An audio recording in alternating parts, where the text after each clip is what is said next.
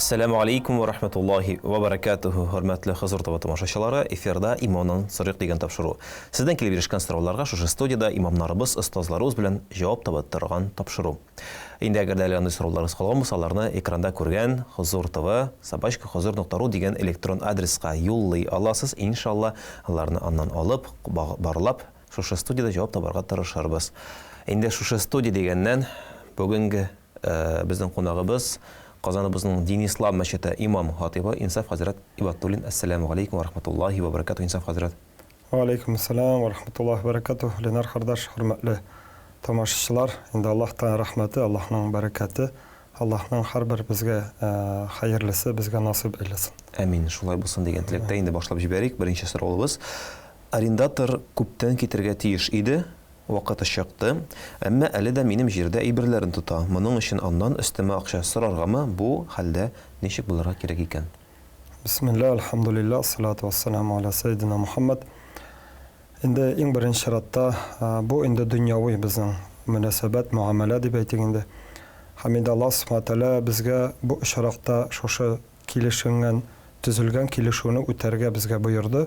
Хамид Аллаһ Субхаһу тәала аерым бер Qur'ani ayat indirdi, yani anda aytildi, kelishilgan, tuzilgan kelishuvlaringizni o'tagiz, yani nindi vaqtda, nindi ko'lamda, nindi daraja o'talarga deb o'zingiz anga o'zingizning rizolig'ingizni bildirgansiz ekan, shularni shu ravishda o'tagiz deb Alloh subhanahu taolo bizga ana tiyish darajasini, ya'ni farz darajasini ko'tardi.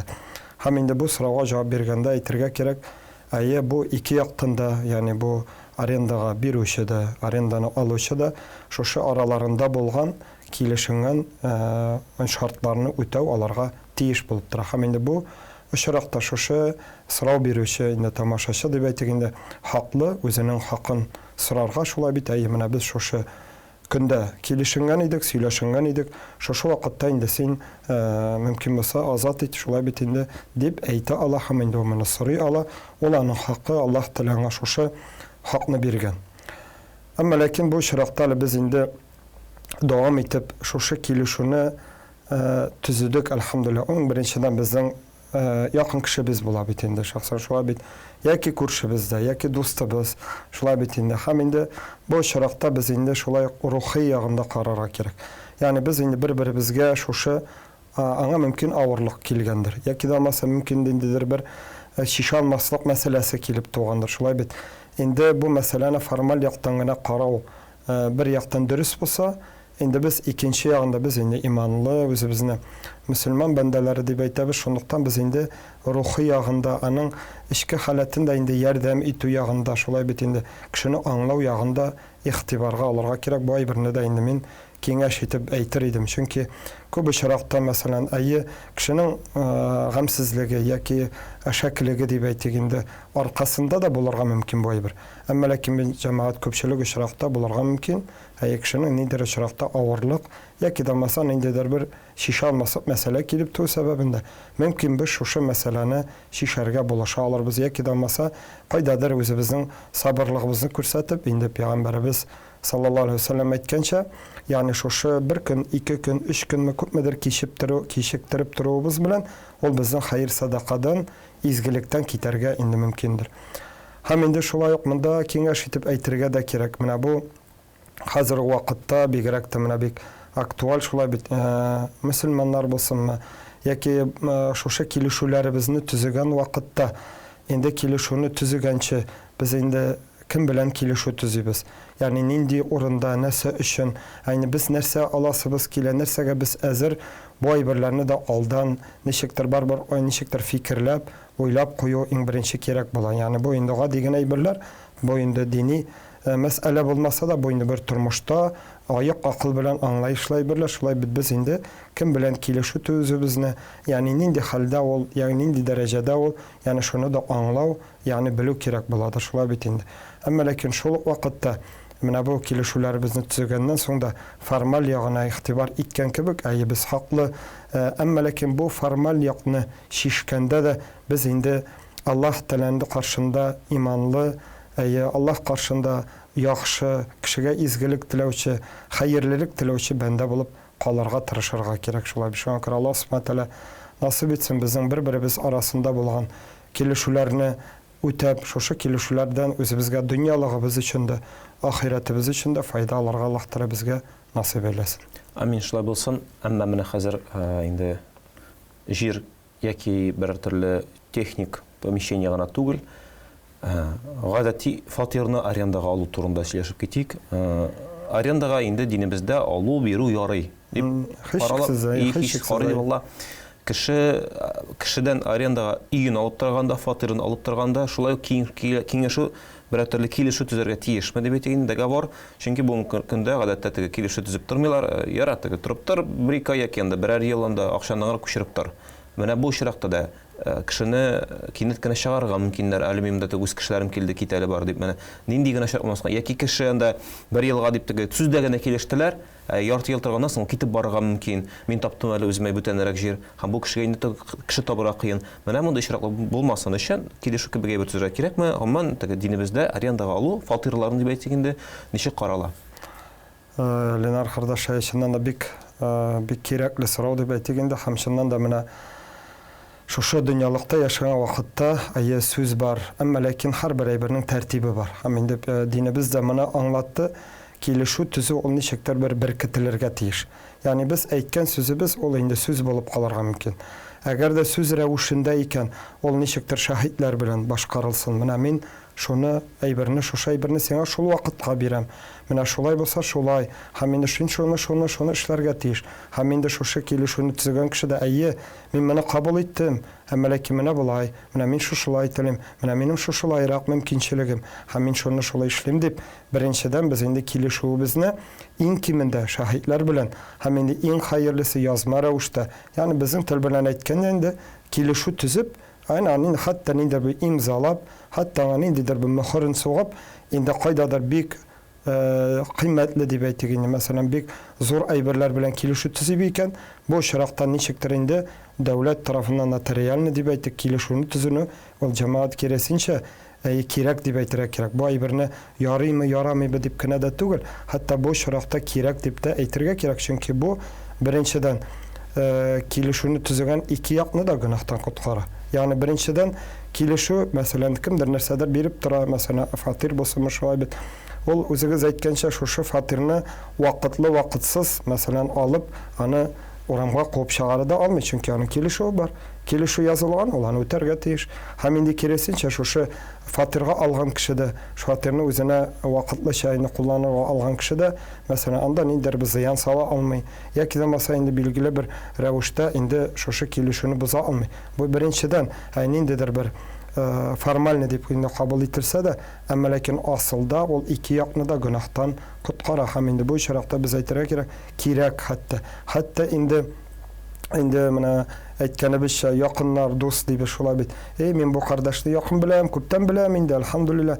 Ярар инде дип бездә бурычка акча биреп торучылар мәсәлән, әмма ләкин күпмедер вакыт үтә, теге бурычта акчасын сорый, хәтта шундый дәрәҗәгә җиткән кешеләр бар. Мин белмим ди, мин аннан бурычка акча алмадым ди. Әйтегез, юк алдың ди. Юк, син алмадым ди. Ягъни бу инде гади генә бәхәс, әмма ләкин бу бәхәстә бер кемдер дөрес инде. Әмма ләкин без бу дөньялыкта ике кешене дә гөнаһтан коткарыр өчен шушы очракта язылган, яки да масалык шаһитлар тарафыннан беркетелгән икән, бу әйберне мәсьәләне хәл итү җиңелрәк һәм инде ике якны да гөнаһтан арындырырга җиңел булыр иде. Шуңа күрә бу очракта инде бу әйбергә безнең гадәтебезгә кертергә кирәк. Бу ниндидер бер кирәкмәс әйбер түгел икән, бу гадәттә динебез кушкан әйбер, шушы килешүебезне беркетеп, язып, кайдадыр нинди рәвештә билгеләп кую, ул инде динебез тарафыннан билгеләнгән һәм хәзерге чорда, хәзерге вакытта әйтергә кирәк, ягъни бу әйберне хәтта тиеш дәрәҗәсенә дә кую кирәктер дип уйлыйм инде.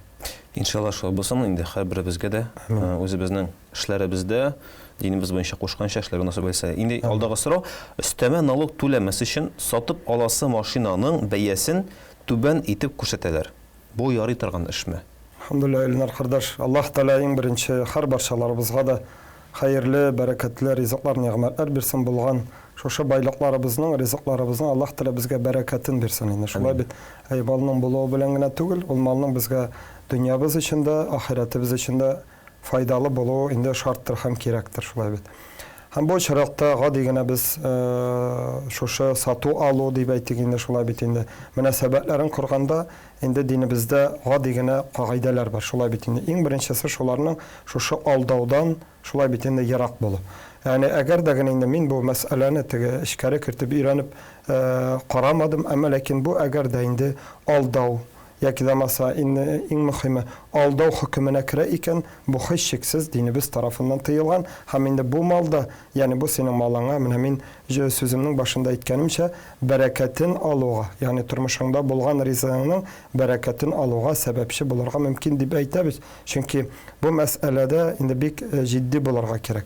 Eğer de biz özümüzge şuşu aldauını yani kimni de bolsa aldalauını ruhi yaktan ruhsat etsek biz en birinci şartta mümkün şuşunda gadi gene kürsatmevde günah olmasa da ama lakin biz indi Allah karşında aldauını özümüzge ruhi yaktan ruhsat ettik yani bu mena en ağır hem en ciddi nerse biz özümüz aldauını ruhsat ettik bula mena bu birge bigerek de ihtibarlı bulur gerek.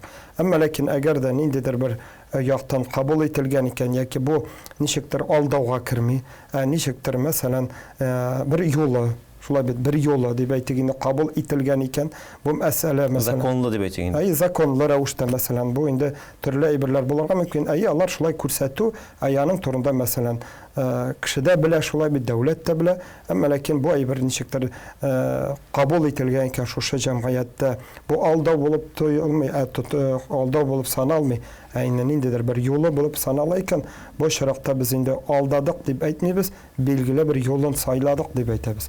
Ama lakin indiminde mana bu soruğa cevap bergende biz ruhi yağın indi bar fatwa bar taqwa diler bu şöyle yani bar fatwa berişi ama lakin bendenin bar taqvalığı di. Ama lakin bu şaraqta biz ruhi yağın kararga tiş. Eğer de biz min bu kişini aldadım yaki devletini aldadım deyip aldı biz iken cemaat bu indi hiç şeksiz biz mende asıl Allah karşısında günah kıldık bulup sanalını işin çünkü biz aldım deyip aldadık. Yani bu indi şundan da ruhi yağı şulay bitinde şu meselenin. Hem indi bu meselege indi müftilerimiz, qazilarımız tarafından indi kabul etilgen bir fetvaga indi tayanıp indi şu birlerini imamlarımızdan sırap indi tüpşenip şulay bitinde bu birge aşaklık kirtirge gerek bula. Şuna göre de indi asılda cemaat şu dünya işler bizde satu aluda aldaudan şu naşar aybirini yaxşı edip satudan hem indi birbirimizni aldaudan yarak bulu tiyişlidir. Çünkü Peygamberimiz sallallahu aleyhi ve sellem bizge bik katı etip ciddi ravuşta hadis yetkirdi. Ayı Müslüman bendesi korkakta bulur dedi. Ayı bulur dedi. Haydadır salanlıkta kursatar bulur dedi. Ama lakin yalğançı bulmaz dedi. Yani Müslüman bendesi emanetli, doğru bulurga tiyiş. Yani onda aldau yolu bilen onun ruhi yaktında, maddi yaktında ol aldau yolu bilen barırga indi tiyiş tuğuldur. Ama lakin aytkanı bizce indi bu meselege indi cemiyette nişe kabul etilgen bu meseleni işkerin öğrenip indi şunda indi cevabı bulurdur. Hürmetli Hızır TV tamaşaçıları, efirde İmamdan Sırık деген tapşırığı bara, kimler әлегенә келіп қушылды. Bizde bugün qonaqta Qazanımızның Din İslam Мәчетенең имам хатибы İnsaf Хәзрәт Ибатуллин. Инде Хәзрәт алдағы сұрау берничә сораудан тора дип әйтик, анда бер 6-7 сорау. Һәм моны безгә язган динебездә булмаган динне өйрәнүче генә, үзе дә шулай яза. Мин мөселман түгел, әмма ислам динен өйрәнүче. Сорауларым сезгә имам түбәндәгечә. Аллаһ хатын-кызларны ахмак итеп яратты дип әйтү дөресме? Белмим каян алгандыр Хәзрәт, әйдәгез шушы сораудан башлыйк, андан соңга таба китәрбез. Шушы кешенең сораулары булачак, калганнары да иншалла. Elhamdülillah bik şat bu sırava, niçin şat? Indi kişi ilim yoluna baskan iken bu bik de şatlıklı süyünüşlü haber indi. Şula bir çünkü kişi anlarga dili, kişi bilirge dili. Gümümen indi ol dünyavi iş bulsun mu, dünya ilimi bulsun mu? Hem indi şulayık bizim dinimiz turunda anlarga bilirge dili. Bu indi bigerek tamaktavlı. Elhamdülillah Allah Teala indi şuşu tamaşaçımızga Allah Teala hayırlı ilimler versin. Көңілләренә инде Аллаһ Тәала тәүфиq бирсен, шулай бит инде дөрес аңлау биреп, инде хәерле шушы алган гыйлемнәрен файдаланып, дөньясы өчен дә, ахирәте өчен дә файдаланып яшәргә Аллаһ та насыйп әйләсен. Һәм инде шушы гыйлем алуда ничектер бер ныклык күрсәтсен шулай бит. Һәм инде шушы гыйлем алган вакытта үзенә карата һәм гаделлек күрсәтсен шулай бит. Хәерле гыйлемне безнең халкыбыз әйткәнчә, энә белән без кыю казы дип әйтәләр безнең шулай бит. Шуңа күрә инде шушы энә белән кыю казыган кебек, инде ипләп шушы гыйлемен җыярга Аллаһ Тәала насыйп әйләсен. Һәрбарчабызга ул инде бөтенебезгә дә шушы юлдан барырга кирәк. Гыйлем алу юлы, гыйлемне истәү юлы ул хәерле, Аллаһ каршында саваплы, әҗерле юлдыр. Инде бу беренче сорау бигрәк тә кызык булып китте. Әле үзем дә беренче тапкыр ишетәм, ягъни хатын кызны ахмак дип. Инде бу динебездә минем шәхсән үземнең ишеткәнем дә юк, яки да маса кинидер бер китапларда язылуда һич тә күргәнем, хәтта мин моны булыр дип һич күз алдына да китерә дә алмыйм. Шуңа күрә бу язылгач кына бирдем хәзрәт, мин дә теге башта булай гына кызык өчен генә язгандыр дип уйлаган идем. Без инде әйтәбез, ләкин әйтәбез, бу инде сорау булырга мөмкин. Кайбер кеше, мәсәлән, хатына бик хата ачу чыккан көнне шул сүзне әйтеп ташлагандыр да инде шулай бит, менә диндә дә сез шундый инде дип әйтеп ташлагандыр да инде, шул инде кеше мөмкин шушыны ишетеп, инде мин диндә юк микән дип сораудыр инде. Шуңа күрә инде без менә шәхси кемнеңдер бер шәхсән фикере дип инде кабул итеп, әмма ләкин шушы сорауга җавап итеп әйтәбез, бу фикер динебездә юк, һәм инде бу фикергә динебездә урында юк. Аллаһ Субхаһу Тәала безне барчабызны да хәерле, матур, ирмебез, хатын-кызыбыз матур, гүзәл, хәерле зат итеп яратты. Һәм без шуңа омтылырга тиеш. Без бер-беребезне түбәнсетергә, яки нәрсә дәрәҗәсен төшерергә, аны кимсетергә, мыскыл итәргә хакыбыз юк. Шуңа күрә бу инде динебездә моның һич тә асылы юк, һәм инде була алмастыр. Гомумән хатын-кызларга килгәндә, бәлки сорауны икенче яктан да тәгъбирәс килгәндер, түбәнсетү ягыннан, теге мал мирасында икедән бире генә бирелә бит инде, һәм инде риҗал каввамуна аля ниса дигән аятларны кемдер шул беренче аяттан гына алып, теге икенче алышын алмыйча, теге бима нафака, теге сез үзегезнең малыгызны аларга бирү ягыннан гына, бәлки нә шушы ниләрдән алып, теге кара хатын-кызларны дәрәҗәсен төшерү түгел микән дип кенә уйлап та фикер йөртүчеләр бардыр бит әле. Менә ул яктан ничек карап, ничек әйтеп була? Да, монда инде мөмкин, бу сорауны әгәр дә инде без монда бик мине ул итеп куйды, куркытып куйды, ахмак дигән сүз инде ул. Шушы кайбер иратлар да ахмак булалар, кайбер хатын-кызлар. Бөтенебездә әгәр дә ул дәрәҗәгә төшәләр, без әгәр дә инде без дин юлыннан тайпырсак, гыйлем юлыннан тайпылсак, ул дәрәҗәгә төшәргә ярак түгел. Беребезгә дә аңа ердә хатында ярак йөрми шулай бит. Бу очракта мәсәлән, кайбер динебездә булган кагыйдә тәртипләрне кайбер кешеләр дип әйтик инде, кайбер хәтта кавымнар, шушы дингә каршы булган, динебезгә каршы булган кавымнар инде хатын-кызны кимсетү, бу менә дәрәҗәсен төшерү дип аңлатасылар килә. Әмма ләкин һич тә бу булай түгелдер. Һәм инде һәрбер Аллаһ Субхаһу Тәала менә ерактагына әгәр җавап бирергә тырышса, ерактагынарак килсәк, Аллаһ Субхаһу Тәала һәрбер әйбергә үз урынын билгеләде. Ягъни һәрбер әйбернең үз урыны булган кебек, мәсәлән, кыш үзенең кышлыгы белән. Кайдадыр ул җәйдән аерылып тора. Кайдадыр җәйдән ничектер бер кайсыдыр ягы аны кимерәк, мәсәлән, кыш көне салкынрак, җәй көне җылырак. Шулай бит инде. Әмма ләкин бер ел фасылын икенче ел фасылыннан өстен кую ул акылга сыямы? Юк. Һәрбер вакытның үз, һәрбер фасылның үз вакыты, һәм аны һәрбернең үз максаты дип үз бурычы. Һәм инде хәтта табигатькә карыйк шулай бит инде. Агачлар, үсемлекләр, яны һәрбер әйбер үз урынында. Аллаһ Субхаһу Тәала безне юктан бар кылды. Һәм инде бу Аллаһның бер нигъмәте. Аллаһ Тәала һәрбер әйберне төрле итеп яратты. Һәм шушы төрлелекнең дә максаты да төрле итеп яратты. Ягъни без агачны кулланабыз бер юлда шулай бит, әмма ләкин ризыкны кулланабыз бер юлда. Әмма ләкин ризык белән агачны кайсы түбән яки югары дип кую ул наданлык, гадигән әйткәндә менә ахмаклык килеп чыга инде. Насыл өчен ахмаклык, һәм инде бу шаракта да менә бу киресенчә хатын-кызга мәсәлән кайдадыр мәсәлән мирас балын бүлем яки хаты киресенчә Аллаһ Субхаһу Тәала хатын-кызларыбызның дәрәҗәсен күтәрә. Кайдадыр шушы мал белән бәйләм, яны уларны акча эшләргә тиеш дими, син акча эшләп көне-төне шушы акча артыннан тырышып кәсеп итәргә тиеш түгел ди. Монда киресенчә, монда малдан хатын-кызны ничектер бер яраграк тоту дигән мәгънәдә күз алдына китерсәк, киресенчә шушы мал белән алар мавыгып, малны кайдан табым микән, нинди юлда төньһәтим микән дип, алар башларын катырмасындар дип тә әйтсә, хәтта бу хатын-кызны кайдадыр Аллаһ Тәала бу очракта ниндидер вакытта дәрәҗәсен хәтта ерләргә караганда югарык та куйган. Чөнки күп кенә гөнаһларыбыз шушы малны эзли килеп чыга инде. Алдагы сораулар шул бит инде, менә машина сатканда бәядән төшерәсе килә, арендаторлар вакытында китми, акча һәр вакыт проблема. Менә шушы без дөнья малын эзли, монда әле кем дәрәҗәле, кем кимсетелгән, әле монда уйларга кирәк. Монда киресенчә теге ялкау иратларга бу инде шундый ни, бар эшлә, сиңа бит эшләргә кирәк. Син теге ялкаулар өйдә ятарга тиеш түгел, хатын эшләргә тиеш түгел, син эшләргә тиеш дигән вазифа йөкләнә бит инде. Теге ялкаумы син, ялкау түгелме син, факирме син, баймы син, ират эшләргә тиеш дигән фәрман чыга киресенчә, һәм син идея алмыйсың. Менә дөрес. Кайтып диванга ятып, сузылып, теге телевизор карап кына ятарга тиеш түгел, син тәэмин итәргә тиеш, эшләргә тиеш. Һәм бу очракта инде менә бөтен мәсьәләдә анда менә шушы хатын-кызлар белән гомумән ирләр хатын-кызлар белән бәйле булган әйберләрне хикмәт белән, гыйлем белән өйрәнеп карасаң, һәр бер әйбернең үз орыны. Менә мин инде әйткәнемчә, Аллаһ Субхаһу Тәала безне төрле итеп яратты. Һәм төрлелекнең бик рәхмәте безгә бер бүләге, ул төрлелектән һәр кешенең, һәр бер затның, һәр бер мәхлукның Аллаһ Тәала үз бурычы, үз максаты, үз орыны. Һәм инде шул үз орынында була алса, ул Аллаһ каршында дәрәҗәгә ирешер. Менә ни өчен без әйтәбез, агачлар үсә, агачлар үсеп, алар үсә дә, үзләренең җимешләрен бирәләр дә, үз эшләрен эшләр һәм алар шуның белән Аллаһны зикр итәләр.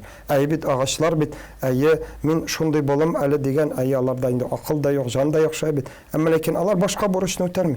Һәм шушы агач булып Аллаһны зикр итүләре белән алар Аллаһ каршында шушындый дәрәҗәдә булып торалар. Шуңа күрә бездә һәр бер кеше хатын-кызда, иратта үз орынында булса, бу инде кимсетелү дип түгел, инде безнең хикмәт белән өйрәнсәк, инде асылда бу киресенчә Аллаһ Субхаһу һәр беребезгә үзебезнең урынны билгеләгән. Һәм шушы урыныбызда булып, шушы үзебезгә куйган бурыч, максатларны үтәп, хәерле гомер кичерсәк, Аллаһ каршында дәрәҗәле бәндәләр булырбыз. Әгәр дә без ир булсак та, хатын булсак та, шушы бурычларыбызны, булган урыныбызны дөрес алып бармасак, куйган максатларыбызны дөрес алып бармасак, biz инде Аллам сакласын, дөньялыгыбызда да, ахиратыбызда да кем генә булсак та дәрәҗәбез булмас, кимсетелгән булырбыз, бәхетсез булырбыз, Аллам сакласын. Аллам сакласын. Икенче сорау шушы сериядан дип әйтсәк инде, шул кеше дәвам итә. Диндә үч алырга рөхсәт бармы? Гомумән мин бу мәсьәләгә карашым шулайрак, үч алу динебездә инде мин юк дип әйтәм. Ни өчен? Үч алу дигәндә без нәрсә дибез? Ягъни менә минеке бетте, менә аныкы бетсен әле. Шулай бит инде үч алу ул, менә ул минекен битерде, мин аныкында битерим әле. Шулай бит. Кеше ялгышып, мәсәлән, синең малыңа зыян китергә мөмкин. Шулай бит. Ул минем малыма зыян китерде дә, мин дә аныкын битерим әле дигән үч алуына без инде мин үзем шәхсән динебездә юк дип уйлыйм. Һәм инде шуннан да юк. Әмма ләкин хакыңны алу бар. Хакыңны алу.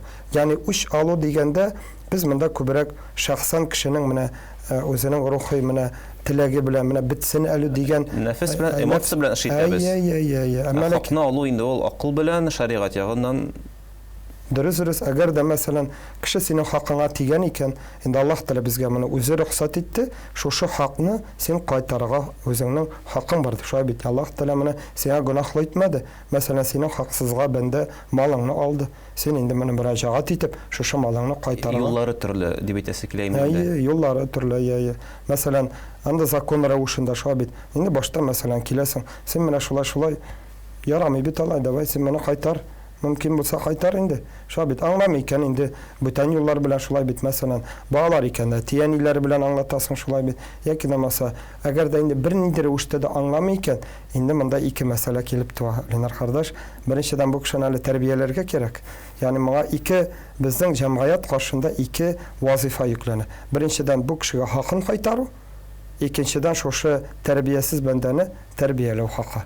Шуңа күрә инде монда әгәр дә киңрәк тукталсак, монда инде үч алу дигән әйбер булырга тиеш түгел, әмма ләкин инде кешенең хакын, Аллаһ биргән хакны берәүнең дә икенче берәүнең хакы юк, шушы әйберне алырга, хаксызга аны инде алырга аның бернинди дә Аллаһ тарафыннан хакы юк. Шуңа күрә без әйтәбез инде, менә кайбер китапларда дип әйтик, яки кайбер сүздә йөри инде, менә диндә бар үч алу икән дип, шулай бит инде. Коръән аятында шулай бит инде, без инде тәрҗемә итәсебез килә, үч алу ул дип. Әмма ләкин мин аны әйтмәс идем, ул үч алу, хакыңны кайтару.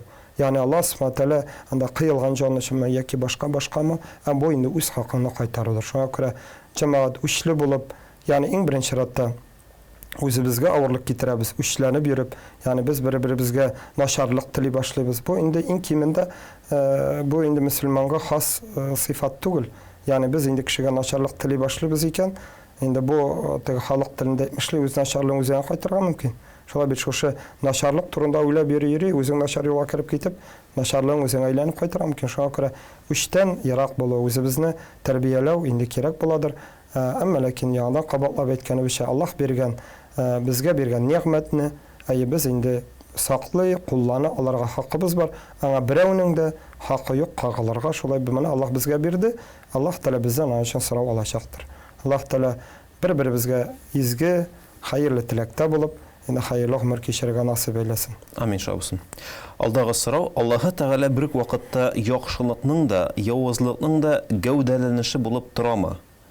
Бик авыр сұрау. Инде бәлки тәқдир темасына кіріп кеткәнде бұл қардашыбыз, һәм шунда біз инде әйтәбез, яхшысы да, яманы да Аллаһы Тәғәләдән икәнгә без ышанабыз тәқдиренең.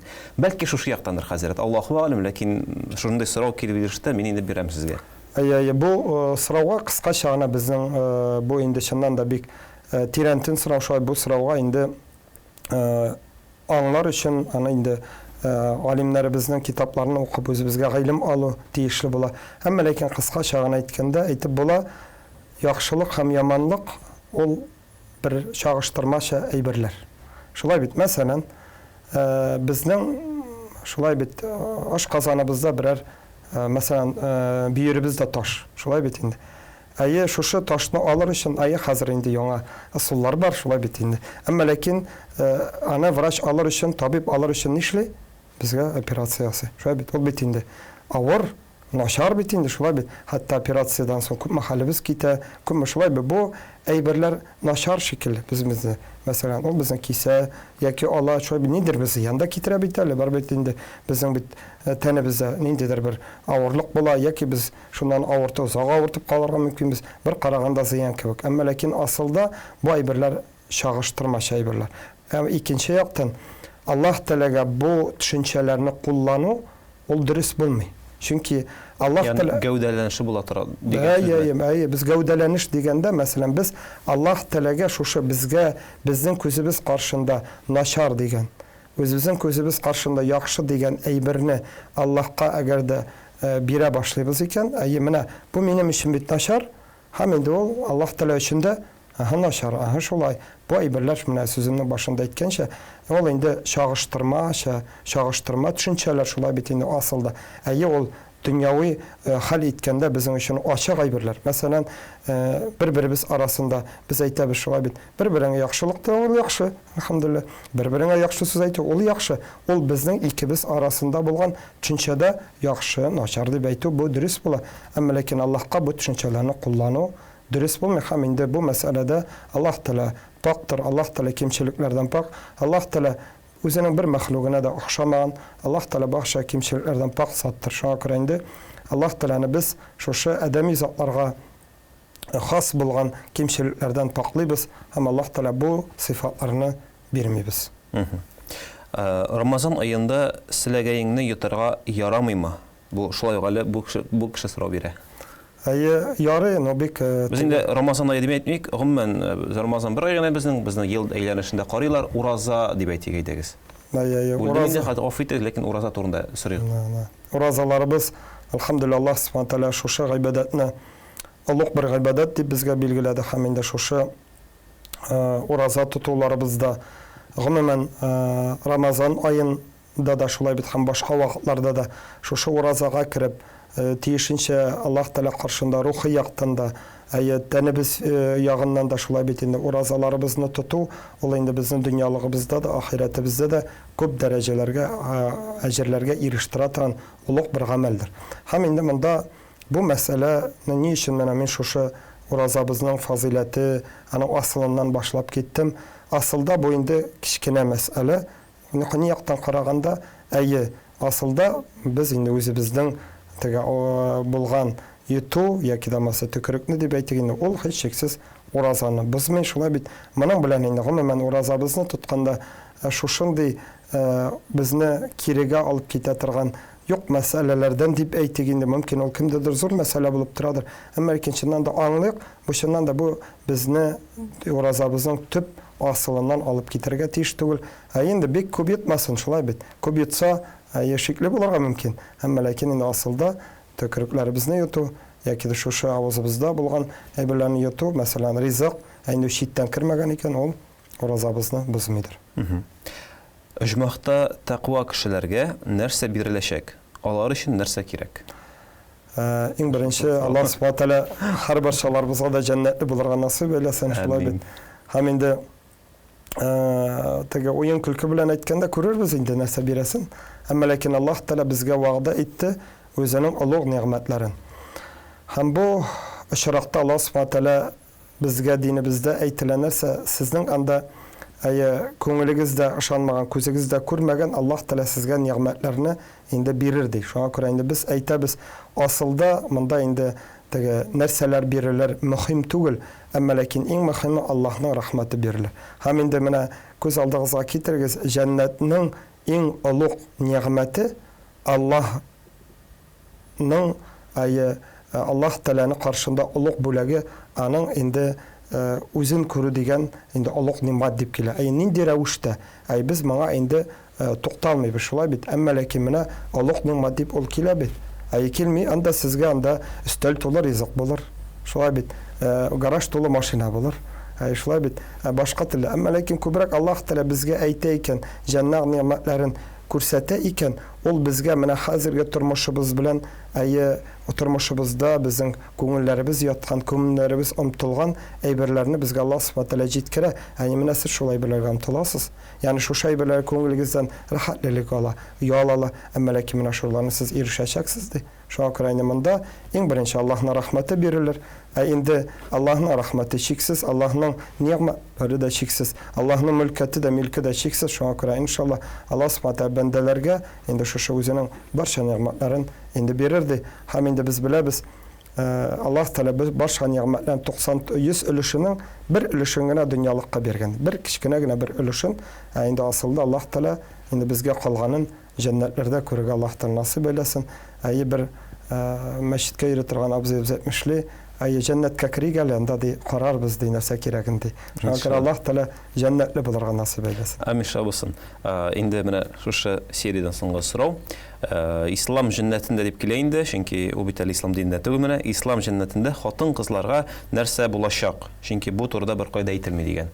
Теге бүленәме дип әйтик инде, хатын-кызларга бирелгән нимат иратларныкыннан яки теге. Менә инде алдарак әйтелде бит әле хатын-кызларның дәрәҗәсе түбәнрәк кебек тыелган иде.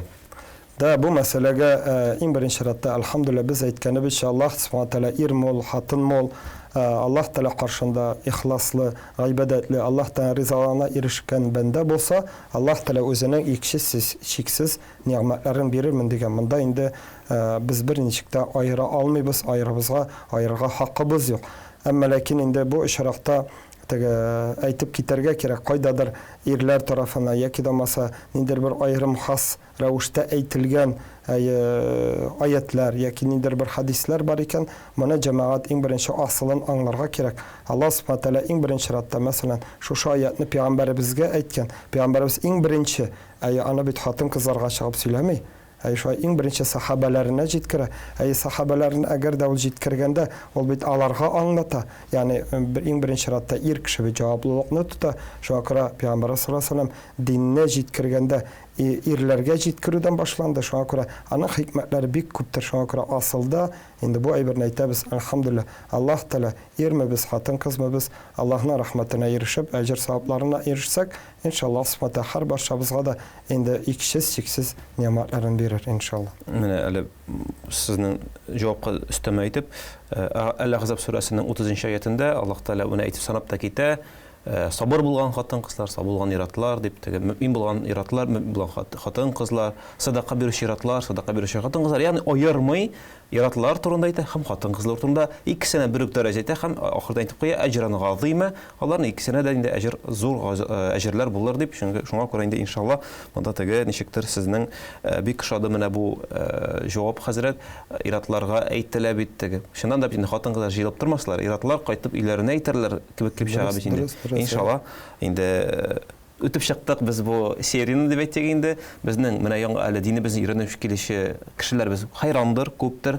Безнең телевидение аша динне өйрәнүчеләр юк түгелдер, бардыр. Әгәр дә әле шундый сораулар калган булса, бирегез, шуннан да алар бик кызыклы. Алар күп кенә шушы нюансларны ачып җибәрә. Хәтта ки без уйламаган вакытта да безгә гади булып тоелган әйберләр дә кемгәдер икән, кызыклы икән. Оялмагыз, языгыз, иншаллаһ түкми, чәчми җавап кайтарырга тырышырбыз. Хәзрәт, алдагы сорау: гүр иясенә җәһәннәмнән ал аны Раббым дип дуа кылырга ярыймы? Алхамдулиллаһ. Аллаһ Субхана Тәала шушы дөньялыктан күчкән ата-аналарыбыз, әби-бабайларыбыз, гомумән мөселман кардәшләребез җиде буын шулай бит инде атабыз Адәмнән дибез, анабыз Хавадан алып хәзерге көнгә кадәр дип гел дуа кылабыз. Я Раббым, аларны кичер, урыннарын җәннәттә кыл дибез инде. Һәм бу сорау инде чыннан да бик нәрсә дип әйтик инде, шулай бит инде бу сорау һичшиксез монда бер нинди дә шик юк, без киресенчә тиешледер. Инде әтияниләр безгә гүр иясе булганнарга: Я Раббым, шушы якынымны, туганымны, әтиемне, әниемне, Я Раббым, җәһәннәм утларыннан имин кыл. Я Раббым, аны кичер. Я Раббым, аны җәннәтле ит. Шулай бит. Инде Пәйгамбәр саллаллаһу алейһи ва саллям безгә дуаларында аны кат өйрәтте. Үзегездә сорагыз, үзегез өчен, ягъни җәһәннәм утыннан, кабер газапларыннан имин итмине дип сорагыз. Һәм инде шушы арвахларыбызга да, әтияне, гүр ияләренә дә шушыны сорауны ярый мәгънә ту, хәтта без әйтерлек кирәк, һәм бу тиешле, һәм инде без җәмәгать менә дуабызның бер кирәкле булган, һәм инде арвахларыбызга дуа кылганда кирәкле булган өлеше шушыны әйтеп китү дә кирәк буладыр. Ягъни без кичерү сорарга тиеш беренче. Я Раббым, кичер аларны. Ягъни кайсыдыр гөнаһлары, кимчелекләре үзләре ничектер онытылып, яки дөньялык беләнме, алар онытылган мөмкиннәр. Әмма ләкин Аллаһ Тәала бит ишекне япмады. Без алар өчен сорый алабыз. Аллаһ Тәала безгә аны рөхсәт итте, динебез аны безгә рөхсәт итте. Шуның өчен алар өчен biz сорый алабыз. Я Раббым, Аллаһумма гфир лил муъминина вал муъминат. Пәйгамбәрбез шулай сорады.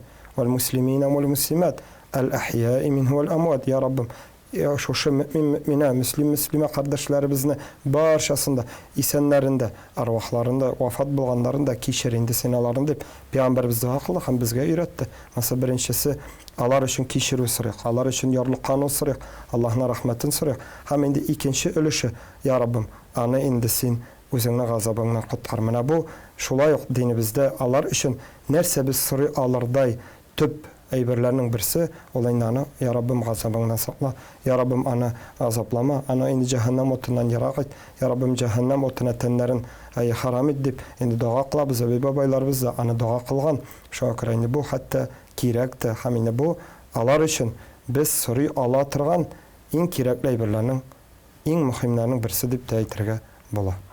Инде шушы тапшыру ахырында хөрмәтле тамашачылар, әйтәсе килә, менә дуа кылырга кушылды. Без сезнең белән саубуллашабыз. Сез инде кулларыгызны күтәреп, менә сорый аласыз хәзер үк: Я Раббым, әтиәнимне кичер, аларны җәннәттә ит, һәм инде җәһәннәм утыннан сакла дип менә дуаны кылырга өйрәтте. Шуңа кылыйк, иншаллаһ, без инде сезнең белән саубуллашырга мәҗбүрбез. Вакытыбыз чыгып килә, хәзрәт. Шуңа күрә бүген монда килгәнегез өчен, җавап кайтарыгыз өчен Аллаһтан рәхмәте булсын. Сезнең саубуллашабыз. Ассаламу алейкум ва рахматуллаһи ва баракатуһ. Ва алейкум ассалам ва рахматуллаһи ва баракатуһ. Аллаһ Тәала эшләрегезгә бәрәкәт бирсен, эшләрегез дәвамлы булып, илебезгә, халкыбызга, динебезгә файда китереп яшәргә Аллаһ Тәала насыйп эйләсен. Амин шабысын. Hörmәтле тамашачыларыбыз, эфирда имамнан сырык дигән тапшыру иде. Исегезгә төшерәбез, бүген бездә кунакта Казаныбызның Дин Ислам мәчетенең имам хатибы Инсаф хәзрәт Ибадуллин иде. Аллаһ Тәала аңа да, безгә дә тел ачкычлары биреп, гыйлемнәрне арттырырга насыйп итсә иде. Сау булашабыз сезнең белән. Ассаламу алейкум ва рахматуллаһи ва баракатуһ.